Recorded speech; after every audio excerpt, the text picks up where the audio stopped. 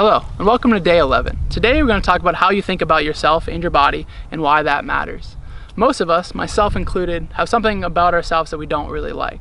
And a lot of that comes from an outside source, whether that's our culture or an advertisement that's saying we're not good enough in some way. If you take any walk through a city, you run into 5,000 advertisements on average per day. And all of those ads are somewhat saying you're inadequate. I've never seen an ad that says you're perfect, just keep being who you are, because they want you to buy that product. And then we self-ingrain and self-enforce that knowledge from advertisements or other people that say we're not good enough in some way.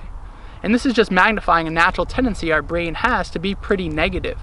Our brains don't necessarily always look for the good things. You know, if you had 10,000 years ago, you were a caveman and you had a berry bush or a tiger in front of you, you always focused on the tiger because that was something that could kill you quickly. The berry bush was pleasurable, but it could wait. So our brains are primed to see negative information, especially negative information about ourselves. We're constantly kind of searching for what people are judging us about and trying to kind of fix that in some way, instead of looking at what we're doing well or what we have that is working well. And then we listen to our brain as if it's a fact. We don't think it's an opinion, we think of it as written in stone. And this is a big problem in life, that we listen to our brain's thoughts as if they are dictators. I kind of like to think of our thoughts as kind of like phone calls. You know, if I get a phone call and I don't want to pick up that call, I don't pick it up. If it's a telemarketer selling me shit that I don't really need or want, I hang up the phone. But we don't do that to our thoughts. We just let every thought come through and take us on our wild ride. And then we kind of get internally shameful if it's a negative thought, and we overconsume and overeat, and it becomes a real problem.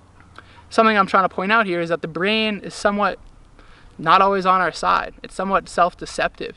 And the funny part about this is that it's always trying to kind of confirm its already held beliefs. So if you think you're inadequate in some way, it'll keep looking for information of why you're inadequate because it wants to stay consistent. It doesn't care about the quality of that consistency. And then here's the kicker, is that it's actually pleasurable for your brain to self-deceive you. If, say for instance, you're thinking crappy about yourself and your brain's kind of searching out information that kind of confirms that, and someone says something good about you, your brain will actually rationalize that thought and kind of see why they might lie to you and then give you a pleasure bump. So it's pleasurable for the brain to kind of keep you down. The brain cares more about survival than it cares about your happiness. So the larger point I'm trying to make here is that don't always believe your brain. There's parts of you that are negative and there's parts of you that are friendly. There's multiple yous inside of you. There's all these kind of different sides that get different airtime. There's like a committee inside of you. But if you give the airtime to that side of you that's kind of negative and always sees what's not going right, then that side's going to win. It's going to have the most influence over you.